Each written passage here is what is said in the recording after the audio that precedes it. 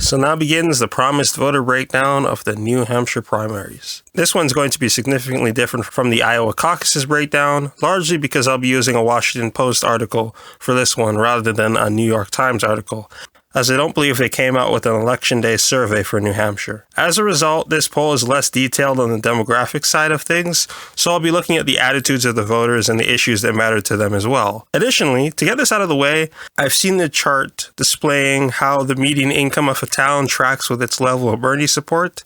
I'll leave covering that for a more general video on what a winning coalition for Bernie would look like. I'll also be paying closer attention to the percentage of people that fit in a given category when it's interesting. For example, how many people live in a union household, and also how a candidate's polling in a given category matches with their overall performance in the state. Okay, let's start out looking at the level of support for each candidate by sex. Now, unfortunately, since these exit polls aren't as detailed as the Iowa ones, I won't be able to confirm my theory about the existence of a significant Warren-Klobuchar swing.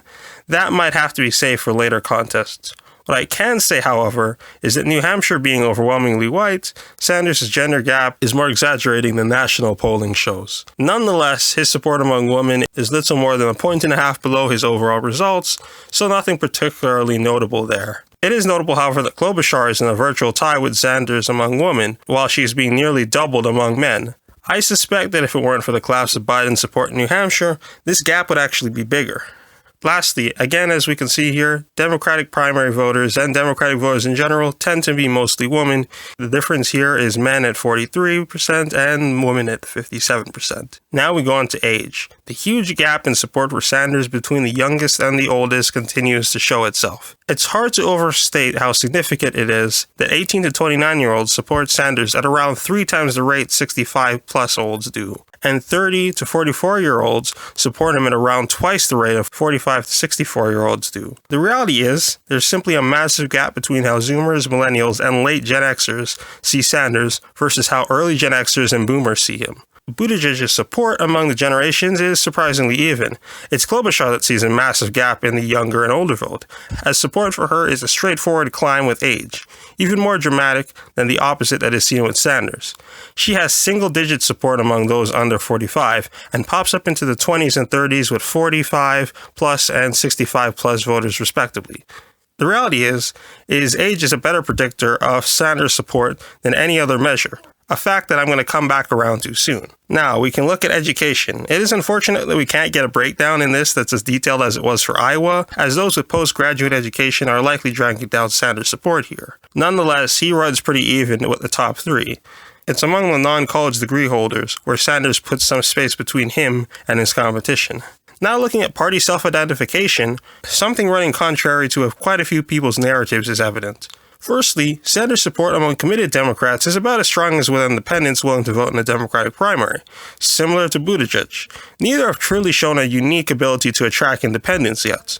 Warren, however, shows a unique ability to repel independents, and while this is just 2 primaries, it's another nail in the coffin of the idea that Warren being less left-wing than Sanders somehow makes her a better unifying head for the progressive movement. The more open primary competitions that pass, I suspect this will only become more obvious. As for who self-identifying Republicans vote for, among the top 5, it's overwhelmingly Buttigieg and Klobuchar. The idea that the corporate media is pushed, that Republicans are streaming into the Democratic primaries to vote for the allegedly less electable Sanders, is so far proven to be rubbish, and for now is only really functioning as a smear of Sanders' electability, rather than it having anything to do with reality. I doubt these Republicans are voting Klobuchar thinking that she's unelectable. I think it's more of a case of simply agreeing with her policies, and frankly, such a candidate is likely to severely depress Democratic turnout. Too much for it to matter that she might flip some Republicans. Now on to ideology. There is nothing particularly surprising here. The more progressive the voter, the more likely they are to support Sanders and Warren.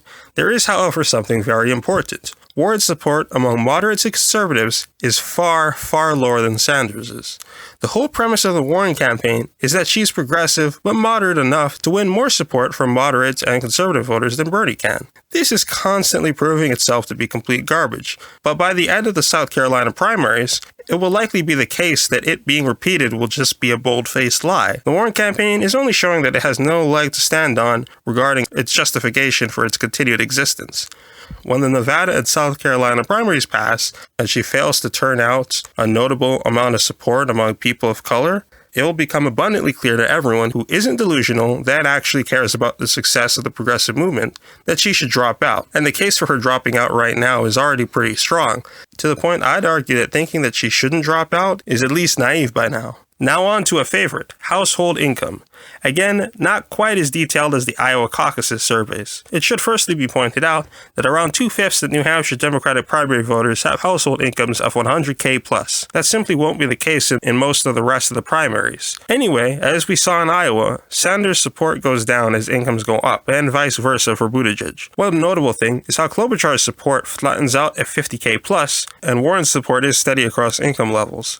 Both of these things will probably be relevant when I do a video on what a winning coalition looks like for Bernie Sanders. Lastly, I want to emphasize the fact that the difference in Sanders' support among income is not as drastic as the difference in Sanders' support by age. In small states like New Hampshire and Iowa, this is pretty clear already.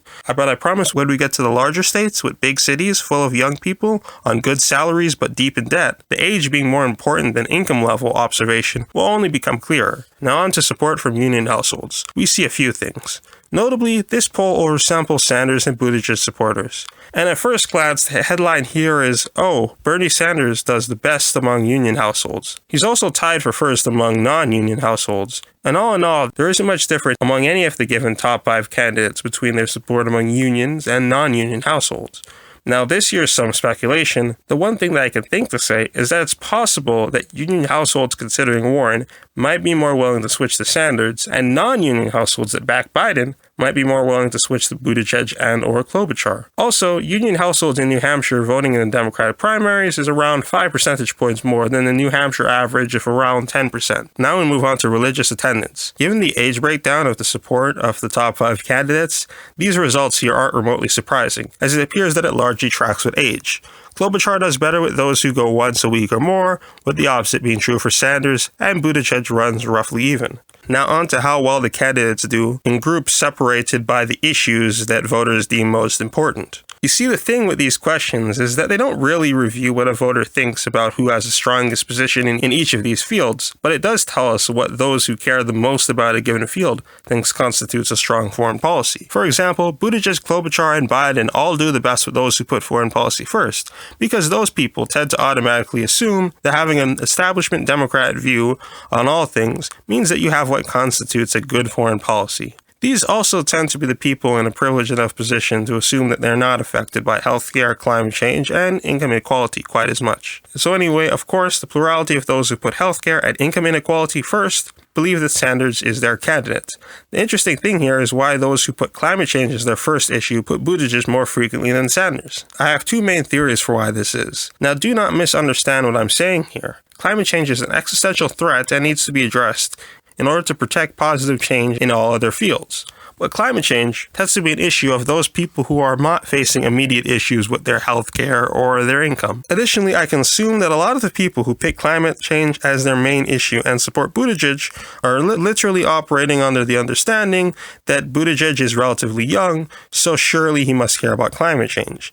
Despite the fact that this man does everything to avoid specifics when talking about climate change policy, or really any other issue in general, preferring flowery language and truisms. Never mind the fact that his climate change plans are by no means particularly highly rated by the organizations that look at climate policy. Sanders is, however, a close second among those who list climate change as their most important issue. Now onto the question of would you rather support someone who agrees with you more or someone that can beat Donald Trump? This question is one that media consistently asks, but it's frankly ridiculously framed. I believe with the intent of producing results that can be used to attack Sanders, and earlier in the race, Warren, when she was actually attempting to run as a progressive. However, Sanders is still tied for second among those who put beating Trump first, and it isn't that far behind of a second, particularly when you consider how far ahead Sanders is among those who put agreeing on major issues first, in which he's nearly double Buttigieg, who is second in that category. I also want to say the idea that Buttigieg is the most electable candidate is utterly hilarious. Not going to dig into that right now, but when I do a similar video to this for Nevada, I'll probably talk about it a bit there. Now on to support for Medicare for All. Not Medicare for All who want it rubbish, but Medicare for All as Sanders has proposed it.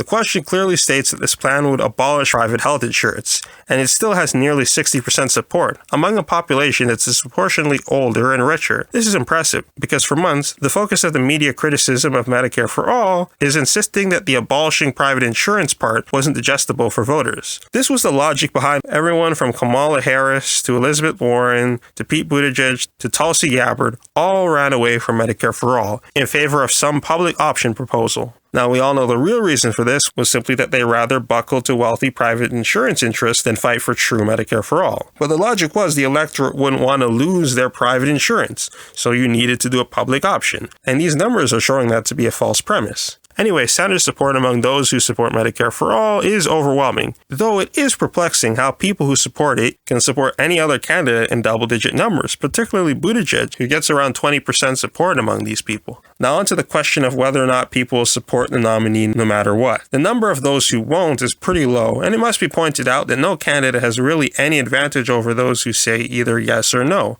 But Warren supporters continue to prove to be primarily partisan Democrats, as the gap between yes and no from them is pretty large, which tracks with previous polling. Last to the question of when people decided who they support, with those who've decided in the last few days and those who decided before being split roughly 50-50. Now, it's been known for a while that Sanders' support is very committed, and it is reflected here. Sanders has around a third of the support of those who decided before the last few days. The other big story is the huge difference between Klobuchar's support among those who decided before and after these last few days. Klobuchar's strong debate performance, in all likelihood, was one of the deciding factors in why Sanders ended up winning the New Hampshire primaries. The boost that the corporate media had helped manufacture, along with the rubbish of the caucus itself, that came after Iowa, stalled out in the weekend before the actual vote. Klobuchar likely picked up support from Biden's imploding campaign that would have otherwise gone to Buttigieg, and even took support directly from him. By no means do I think a loss in New Hampshire would have been a mortal wound to the Sanders campaign. It would have severely hurt the chance of building a majority of delegates going to the national convention in order to win on the first vote. Even if he got the same number of delegates as Buttigieg, it still would have hurt him in the media narrative to lose the popular vote in New Hampshire. So that's it with this voter breakdown of the New Hampshire Democratic primary. My next video is probably going to be the one about the person I think should absolutely not be Bernie Sanders' pick for vice president should he win the Democratic primaries, assuming that I'm able to finish it before the Nevada caucuses are over, because the video I'd release immediately after that would be a Nevada caucus voter breakdown. Please like, share, subscribe, click the notification bell, and check out the other videos on this channel.